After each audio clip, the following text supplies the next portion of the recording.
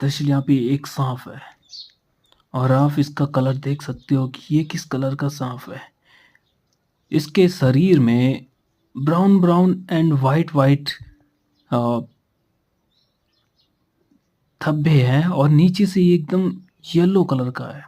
ये देखो काफ़ी फुर्तीला साँप है। ये साँप हमेशा झाड़ियों पर रहता है और पेड़ों पर चलता रहता है। ये काफ़ी फुर्तीला होता है और काफ़ी स्पीड में ये हल्की-हल्की टहनियों पर भी चढ़ जाता है।